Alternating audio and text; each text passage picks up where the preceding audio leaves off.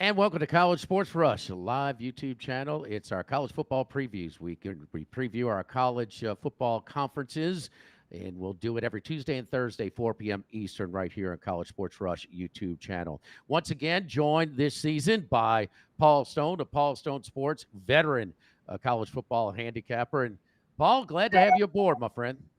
Hey, I'm glad to be back, Jimmy. Here we are in early August, and we're going to have games in just a little over 2 weeks, 2.5 weeks or so. So exciting time of the year for guys like you and me, and we'll try to figure out as we go along the season how these things are going to turn out. A lot of changes in college football and so much news outside of the lines. And I'll just say this as far as the games go on the field, if you don't know all that shenanigans going, the games, the crowds, the atmospheres, they're as good as ever, to be honest. And if anything, it's maybe even probably raise the level of play because, being able to pay some of the players has allowed some players to be patient in approaching the draft, whether it's to get their degree, whether it's just to move up in the draft, or maybe just to enjoy another year of the college life. Whatever it is, they have a lot more things to retain the better players. And I think the better players, the first rounders, and Nick Saban always had this right. The first rounders are fine, but it's those starters who are maybe third or fourth round picks who are really good college players that those coaches rely on so heavily and make an impact, and that could elevate to first round or second round. That are the difference makers. So that's part of it. The other thing, Paul, is the schedules, and so much of college football is the scheduling. I mean, as great of the as one of the teams in the Big Ten, as great as the season as Indiana had, would they have been able to do it with a considerably tougher schedule? So, they only played Ohio State of the Big Four last year. And the Big Four, I'm talking about Michigan, Penn State, Ohio State, in Oregon. And they avoided all but one of those. And that's the only game in the regular season that they lost. So in the Big Ten, there's a lot of variance from last year to this year.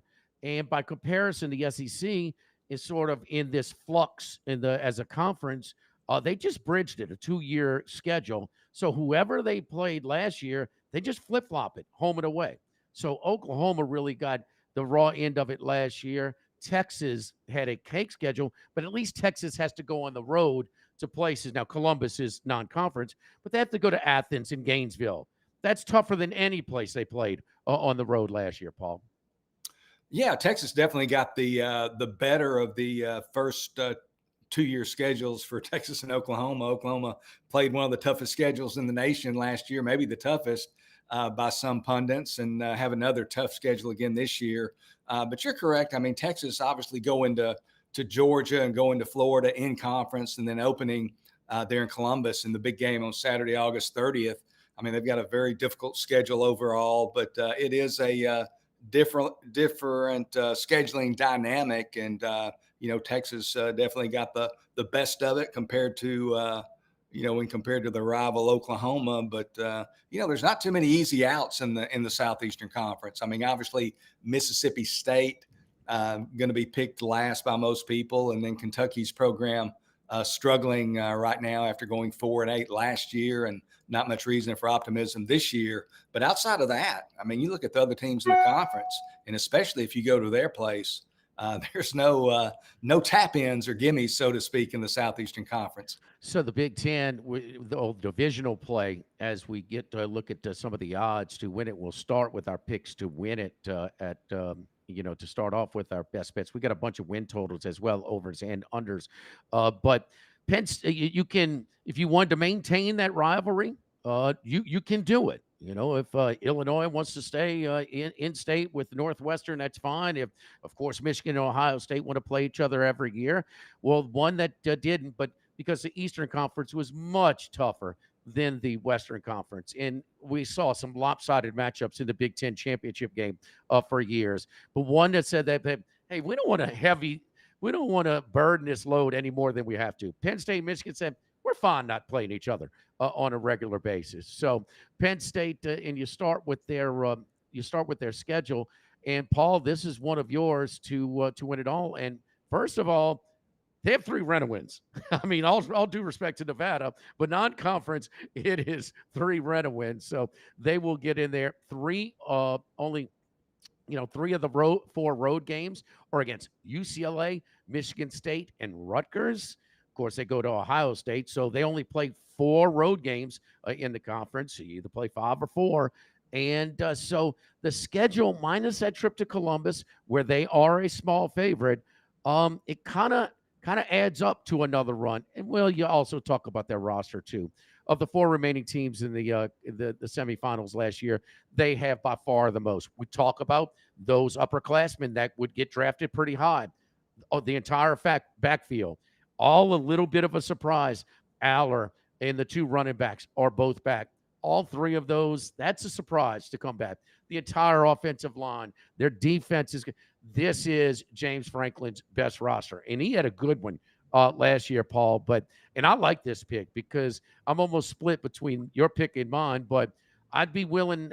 Big game James, they call him that for a reason. He has struggled for the most part in the big games. 0-9, the last 9 combined against Michigan and Ohio State.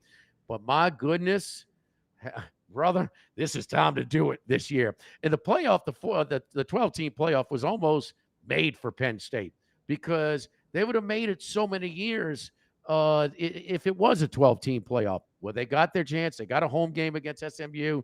They got a favorable matchup in the draw against Boise State in the Fiesta Bowl, and then lost a tough one to Notre Dame.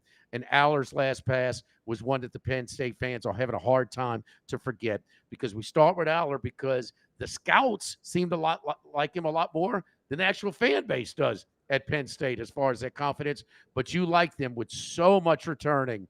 This is Franklin's best roster by 4 at plus 200 at Bet Rivers to win the Big Ten.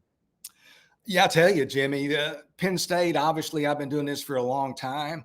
And, I know James Franklin's history in the big games. And Drew Aller certainly has not been at his best in the big games. But, with that said, I think a lot of those years, you're talking about the 0-9 recently versus Michigan and Ohio State, I would contend respectfully that a lot of those years, Ohio State had a better roster, maybe not by a great margin, but they had a better roster than Penn State. Michigan, a lot of those years had a better roster than Penn State. Sure, Penn State shouldn't be 0-9, but those are 2 really good football teams when we're talking about Michigan and Ohio State.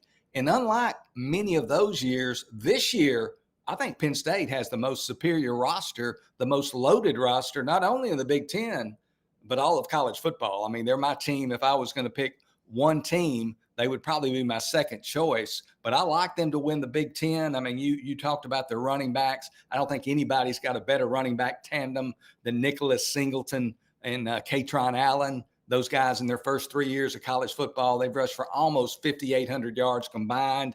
Then you talked about that offensive line. I think they've got 4 returning starters on the offensive line. Some publications rate it the best in the entire nation. Their quarterback, Drew Aller, a little bit maligned, a little bit of a polarizing figure there in State College. But for the most part, this is a guy that takes care of the football. 53 career touchdown passes, only 10 interceptions on his career, 1.19% interception rate, which is extremely low, probably the lowest of any returning quarterback in college football who has some attempts. So I like Drew Aller. I think he's going to take the next step. And the question for Penn State and Nittany Lion fans is it a small step or is it a large step? Because when you talk about winning it all, it needs to be a large step.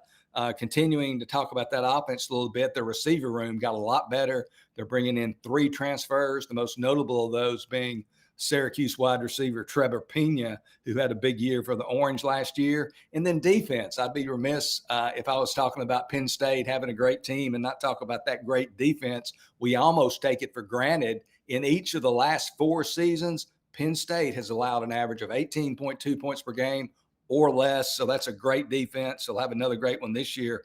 I like Penn State to win the Big Ten plus 200 there at Bet Rivers. I think it's going to be tough to keep them out of that Big Ten championship game, and if they do get in, they will be favored. I I agree with you 100%. I would say the last 9, all 9, because that's the Harbaugh era for Michigan, and Ohio State has had better talent. Even that whiteout game when they had the block, scoop, and score and a field goal for their one win against those teams years ago. Ohio State arguably had the the best team there, and even last year they were 1 yard away from. And if there's and it's tougher and tougher for the superpowers of college football to build these really super teams because the depth is just the players don't have the patience to sit around and wait. They're going to play because they're getting solid offers a lot of places from the Georgias, the Alabamas, the Ohio State. Ohio State clearly had the best roster last year, and they were 1 yard away in Happy Valley. I agree with you. They have the better roster this year, and that has just not been the case. Franklin has, but you got to pull off one of those wins along the way. So I think the tag is fair, but they've beaten the teams they've supposed to, and they have lost to the teams. Now, getting to another team, and they won it all last year. Will it be a rematch in the Big Ten title game? Oregon built that big lead. Penn State tried to get back into it early. But the Oregon Ducks, well, you say they're losing a lot. Well, they are. But as long as Phil Knight's around, you can get used to it. In the current landscape of roster building in college football, as long as Knight is around, Oregon is going to be loaded, and they are loaded again. And when we think about Oregon historically, what kind of came on the scene with Chip Kelly, the up tempo, but also speed, speed, speed, because they're up in the Pacific Northwest. It just didn't have that. They're not a traditional power from years ago, and at the line of scrimmage, it can be compromised a little bit. That's gone. I mean, they are really good up front. And they've got the Big Ten's sack leader. He's back, DJU's younger brother. The other thing is 5 stars. I'm always a little skeptical about them sometimes because they have 5-star-itis. They're a little bit pampered. Work ethic sometimes can be a little bit suspect and think they're a complete, a finished product when they show up on campus. When a developmental sport like football, it is farthest from the truth. But I'll take a 5-star who's been humbled a little bit. And Dante Moore, the quarterback who's transferring from UCLA, I love that he spent a year being patient, absorbing, the system, where his classrooms are, the fingerprint access to the football facility, whatever it is at the fanciest specs over at Eugene. But his Oregon team is really loaded. The other thing is they only play 4 games on the road. One of those is Northwestern. And Northwestern, they are in the new landscape of roster building. They've kind of been hit as much as anybody as of late. So I just think this team, they go to Penn State. There'll be a dog there, very earlier in the season. So I'll give Penn State that. But it's going to be hard to keep this team from getting 11 wins. I think they're getting 11 wins fairly comfortably. And so I think the Oregon Ducks will be in the game again. I'm looking for a little bit of a shot because, yes, I like Penn State if just to win it. So I almost want to split my bet. So you put, say, 100 on each. They one of them wins, you'll either profit 100 or plus 350. So something to think about. But I think the Oregon Ducks, with all that they've won, I'm surprised that they're not in the preseason top 10. I can tell you what, they're going to finish in the final top 10. But I'm bullish on the Ducks again, Paul. I think one of the biggest questions in college football, Jimmy, entering 2025 is how will Dante Moore play as the Oregon Ducks starting quarterback? We saw him at UCLA as a true freshman, which is not really a fair barometer because he didn't have the same type of supporting cast. He was just out of high school, a much ballyhooed 5-star recruit. And, his results were not all that positive. He had a lot of turnovers, a lot of turnover-worthy plays, but now he's at Oregon. And as you mentioned, he's got a much different supporting cast. Hughes comes over to be the primary running back from Tulane. And the receiving core, not quite up to their usual standard. And they lost Evan Stewart, the transfer from Texas A&M, to injury in the offseason. So that's a blow. But I'm like you, the schedule sets up nicely for Oregon. And the way that they've recruited, they've stacked a number of recruiting classes on top of one another. I think Dan Lanning's probably one of the top, just off the top of my head, 5 or 6 best coaches in all of college football. So I think they've got a winning recipe there. And I think if Dante Moore comes through and meets that 5-star pedigree that people were predicting out of high school, Oregon could certainly be a contender for not only the Big Ten championship, but for the national championship as well. Lanning with night support, roster building, he is recruited awesome. And look, a lot of these transfers, they're either outbidding or out recruiting or both. And he's just getting it done. But also, Lanning, I failed to mention that it was a big. He wanted to make them more of a line of scrimmage team. You wonder how that rough Rose Bowl last year is going to, what type of effect that will have on this year's Ducks team. I think they're going to be just fine. And I like that more, at least got out there and played and kind of got a taste of it. So as opposed to coming in Cole with no starts in his collegiate history. All right, let's look at some of the win totals. And Paul, let's start off with one of your picks. We're going to Los Angeles, USC. Year 4 for Lincoln Riley. So, was Lincoln Riley was pursued by LSU and USC. USC got him, and then LSU pulled in Brian Kelly. Neither has made it to the playoff thus far. Now, USC has been close.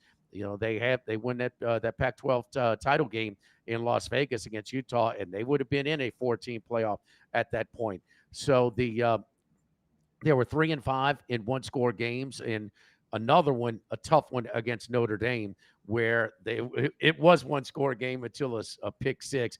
If you had USC in the points like I did, that was a brutal beat. But anyway, they lost all 4 of their four Big Ten road games. So it seemed like even UCLA handled the far road trips better than USC.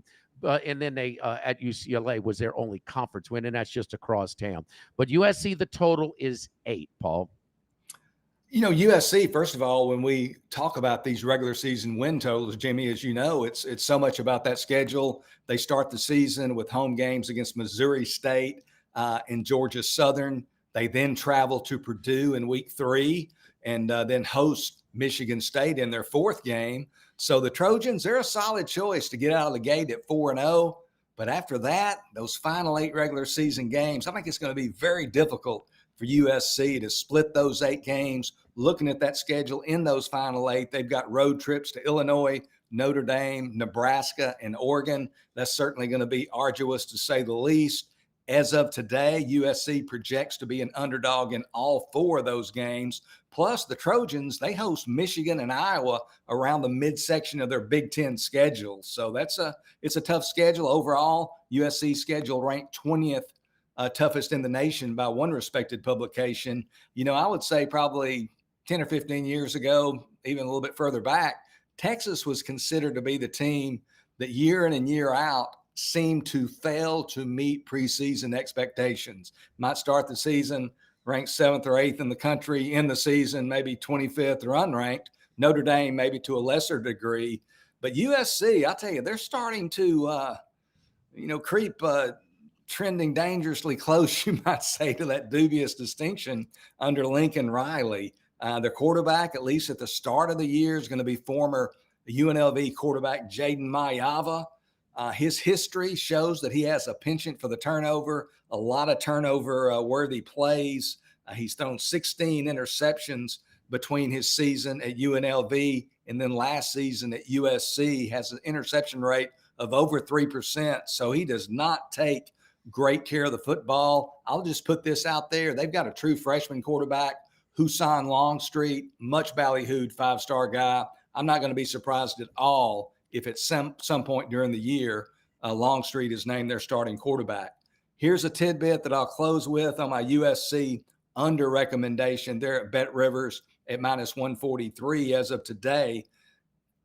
Doing some of my research, really interesting to me. Hopefully other people will find it interesting as well. But starting with the 2022 Pac-12 title game, if people can remember the Pac-12, it wasn't that long ago, that Pac-12 title game against Utah in 2022, when USC has been favored by 8.5 points or fewer, they are 2-9, not against the spread, straight up. So as a favorite of 8.5 or less, they're 2-9 straight up their last 11. We can make all kinds of comments on what we think that is reflective of, what the causes are, that type of thing. We might have a game where this is applicable when they play at home on November 15th versus Iowa. But in any case, I think this USC team much more likely to win 7 games than it is to win 9. They've got to win 9 games for us to lose this ticket. I like USC under 8 regular season wins, minus 143 today at Bet Rivers. So under the 8 wins there for USC. And Lincoln Riley got the job, maybe prematurely, certainly at a young age, an early stage of his career, because he was such a good offensive coordinator. They've always put up good, big offensive numbers. And, well, he left Oklahoma to go to USC, and USC got off their tail, much to the contrary of their crosstown rival, UCLA, one of the most frugal athletic departments in the country. But USC gave him the private jet and gave him the transfer portal money. He went and got the All-American, the Bolitnikoff Award winner from Pitt immediately to flip. That was one of the most high-profile early transfers in college football. He's gotten everything, but he still cannot put up a defense that creates any type of resistance. He's changed coordinators. They brought in a bunch of transfers, and they thought they was going to – it still hasn't produced. We're still hearing more this year that he's bringing in some defensive linemen, and it just hasn't been the case. So that defense has really, really struggled. And just the eyeball. Man, Ed Ogeron was recruiting that defensive front back in the day. Those were pros up front defensively for USC in their great run with Leinart and Bush and Williams and White getting all the headlines. But, man, they were so good up front, not even close with Lincoln Riley's USC teams. But you're right. On one of the more underperforming programs in college football, it's USC. Let's get to my favorite total pick for the Big Ten this year, and we go to Champaign, Illinois in the Illini. My favorite pick, not my favorite price. So 7.5 over right now at Bet Rivers is minus $2. So I would say if you got to get 8.5, you could get to 8.5. I am fine. I just really think that this 9 is the floor for this for wins for this Illinois team. Keep in mind they won 9 in the regular season, won their bowl game as well to get 10 total. In Illinois historically, boy, when they have a great season, they just fall in their face the next year. 2001, Kirk Kittner and Mike and that team went to the Sugar Bowl to take on Nick Saban's first SEC championship team, the LSU Tigers. They didn't win it, but they were in the Sugar Bowl. It was a very good season. 2 years later, Mendenhall and that crew went to the Rose Bowl. They didn't fare so well against USC, but still they made it. They had rough seasons after. I just don't see him. And Brett Bielema, I think at Arkansas, one of the games that really sticks out to me, certainly the A&M games where they lost in flukish ways, but that bowl game against Virginia Tech where they had a 21-point lead and still lost it, I thought that was really damaging to the rebuild job in Fayetteville. And it kind of couldn't quite get it right. We know that it's a tough place to recruit sometimes in Fayetteville. But Bielema's done it, not with gimmicks, but at the line of scrimmage. He wants to have a big offensive line. And speaking of that offensive line, all of them are back. 16 starters, and that's conservatively. We see a lot of disparity with the kick. He's got the kicker, if you want to make it 17, and some transfers as well. He's got a transfer wide receiver coming in from West Virginia. He was their leading wide receiver. Another from Ball State. Another tight end. They have a good blocking tight end from last year, but this one is more of a threat. He got hurt right before the beginning of the season last year. He's back and hopes to be their vertical threat this year for the Illini. You got an experienced quarterback. You got continuity in the staff. Both of the coordinators have been there for years. And I think you got a very favorable schedule. So Paul and I did it differently. I did 4 quadrants of power levels in the Big Ten this year. Paul does the 1 to 138 or whatever we are this year in order. But in order, we went before the air and kind of compared. We're pretty much spot on. Of the 6 of the 9 opponents for Illinois, I have the 4th and lowest quadrant this season. So with that being said, I mean, Illinois, it's just everything is set up. They only play one of the Big 4. So they play Ohio State at home. They don't play Michigan, don't play Penn State, don't play Oregon. Everything adds up to the consistency, the reputation that Bielema has. Altmaier protects the football. We're going to let the other team beat themselves before we beat them. Just everything adds up to a really exciting year in Champaign this year. I love the 7.5. I'm willing to go over 8.5. Illinois over is my favorite play, Paul. Yeah, I tell you, it's going to be interesting. Illinois is one of those teams that I'm hearing some different opinions on. But last year, I think we would both agree they were the hunter, and this year a little bit more of the hunted. So a lot of people picking them maybe fourth or fifth in the conference. So it's going to be interesting. You did point out the schedule. I mean, the fact that they draw Purdue, Northwestern, Rutgers, and Maryland. I mean, that is a good recipe to pick up some wins there. And I think your regular season win total will be interesting. They got to play all 12 of the games, but road trips in September to both Duke and Indiana. If they win both those games, I'm not making any great revelation, but if they win both those games, you'll be in real good shape with that over 7.5 ticket there, despite the large juice. But they do, again, got a friendly schedule, got a veteran quarterback, as you mentioned, in Luke Altmaier. So Illinois is going to be an interesting watch this year to see how they bounce back from that 9-3 regular season and 10-3 if you count the bowl victory. So good luck on those Fighting Illini over 7.5. All right, the next one is Rutgers, and we look at the Scarlet Knights. And this was one of my favorite overs last year, but this is where the schedule variance comes into play this year. And I'm going to flip to the under 5.5 this year, plus 108 at Bet Rivers right now. And last year, they were the only team in the Big Ten not to play the Big Four: Michigan, Ohio State, Penn State, and Oregon. This year, they play 3 of them. I mean, that alone, a 3-game flip would have made a 7-5 season, a 4-8 season.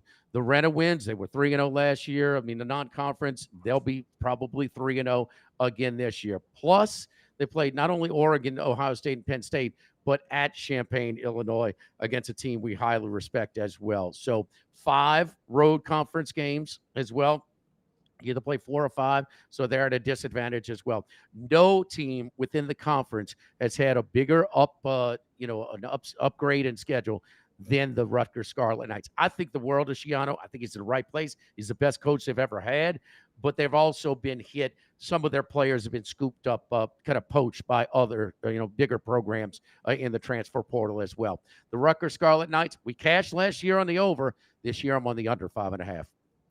Yeah, I agree with your approach to Rutgers this year philosophically. I mean, they've lost some key players, and I tell you, they start the year with home games in non-conference against MAC members Ohio and Miami of Ohio, and Miami of Ohio picking up. They don't have a great deal of players back to the Redhawks, but they've got DeQuan Finn, who was very successful at Toledo, transferred to Baylor, started early in the year, got hurt, and then Sawyer Robertson took over and never looked back. But with DeQuan Finn at quarterback, if healthy, Miami of Ohio could give them a run for their money. Ohio could as well. So those are not automatic victories there. And like you mentioned, the conference schedule doesn't set up well for the Scarlet Knights either. And like you, Greg Schiano, I think he's an excellent football coach.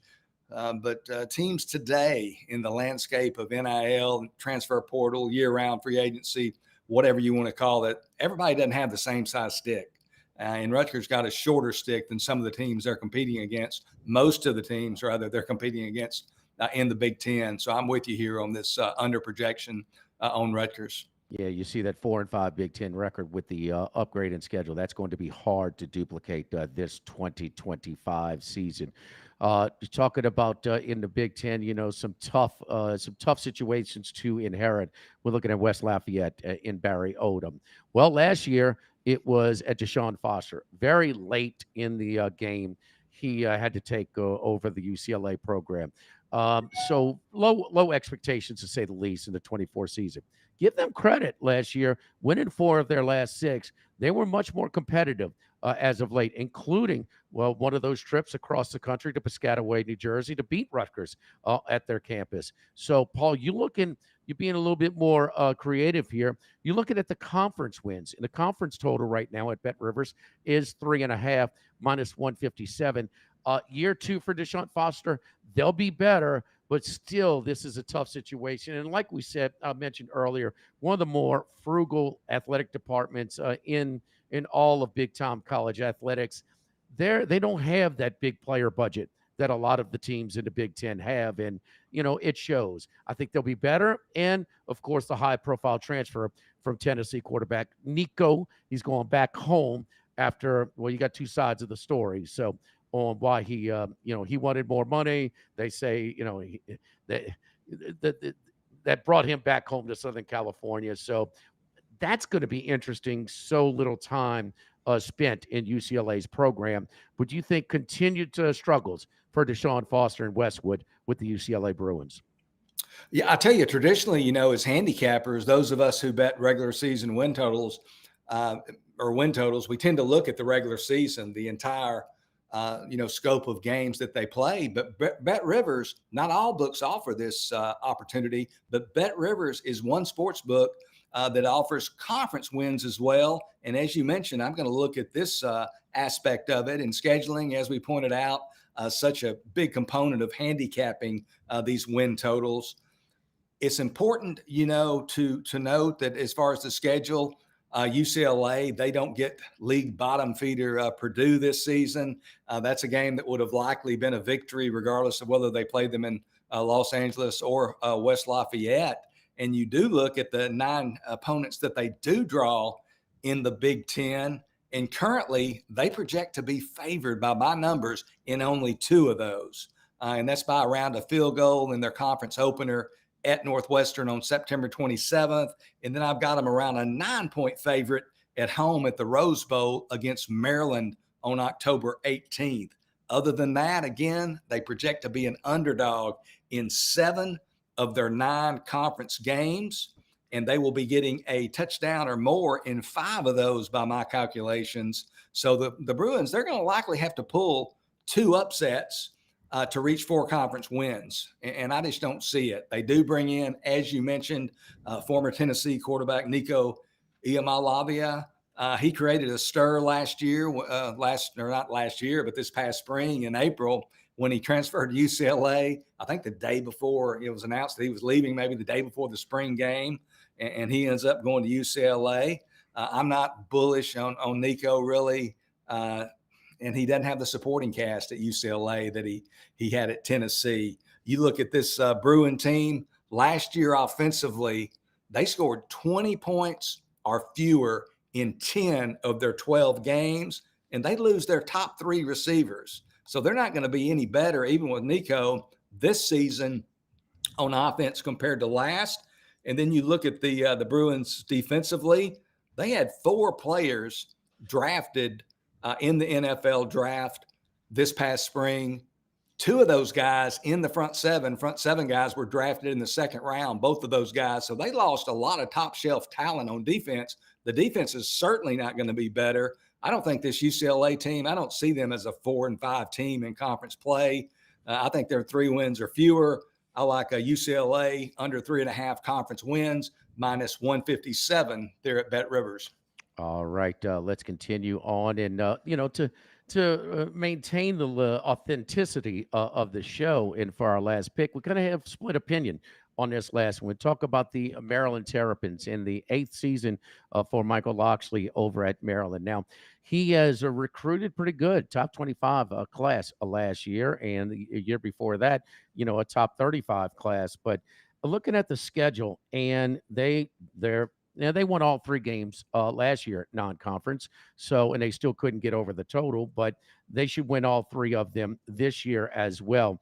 And but I do look at it, and so half the league is on one half. So I got my top 3, my 4 alone, and then I got 4 other teams, and then the rest are kind of bunched together. One team that maybe we might be able to have a discrepancy is Washington. Some people are higher on them than maybe I am in year 2. They're going to be better. Just how much better, we just don't know. But man, with a total at 4.5, you're going to give me 3 to start with. There's 6 of those games they're going to be more than competitive with.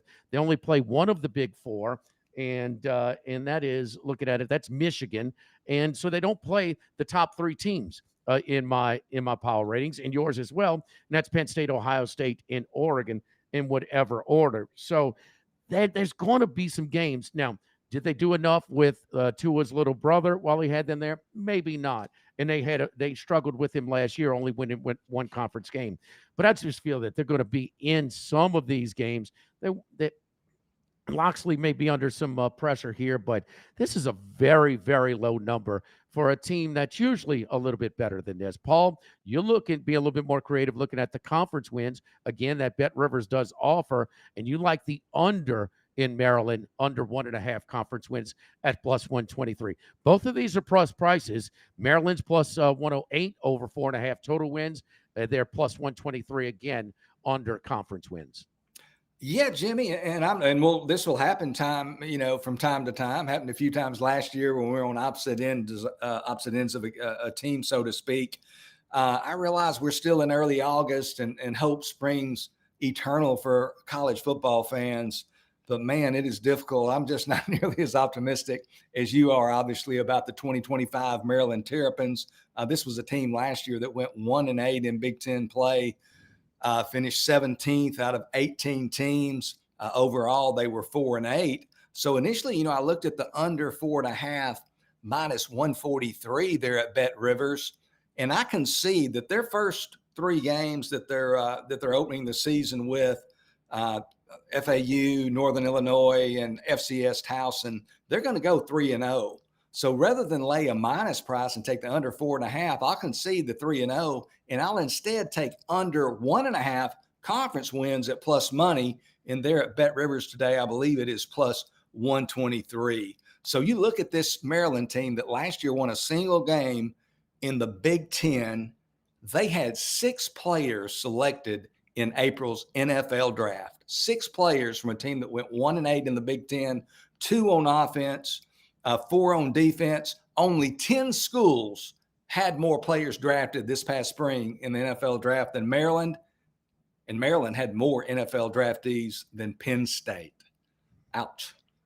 Looking at this year's schedule, the Terrapins, they don't draw Northwestern or Purdue. The teams picked by the league's media. I hope I'm correct in saying that. The schedule there, they don't draw those teams. And despite that 3-0 start, I just don't see any guaranteed wins beyond that opening trifecta.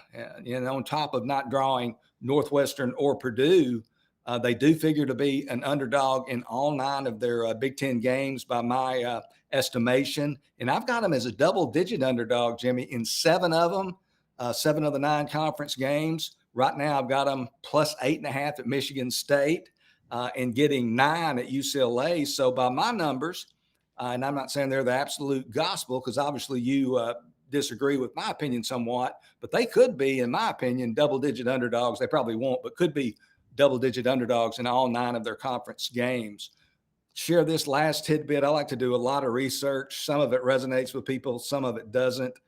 But since early 2021, and I bring this up because I think Maryland's going to have to pull some upsets to even get over 1.5 conference wins. I think they're going to have to pull at least 2 upsets to get over 1.5 conference wins. But since early in the 2021 season, when cast as the betting underdog, Maryland is 1-18 straight up.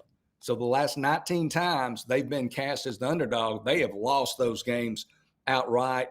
We're going to be on different sides of the ledger this year with Maryland. I'm taking them under 1.5 conference wins at plus 123 there at Bet Rivers.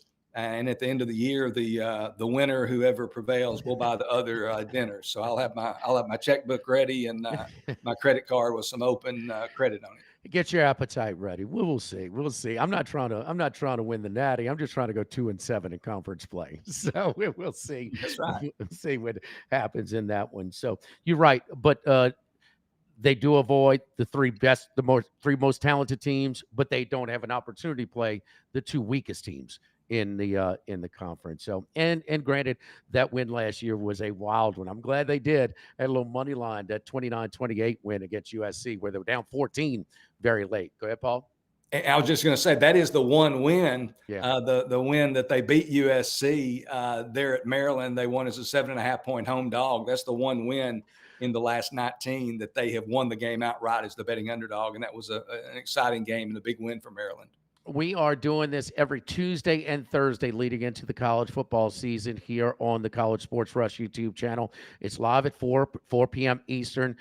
We are able to take your questions and comments if you want to contribute as well. We'll be giving you win totals, again, conference wins, and also overall wins, picks to win the whole conference. And, when it applies as well, some individual games we'll highlight as well at some different spots. So we'll be doing this again every Tuesday and Thursday leading into the college football season on the College Sports Rush YouTube channel. For Paul Stone, I'm Jimmy Ott. We'll see you Thursday when we preview the Southeastern Conference. We'll see you then.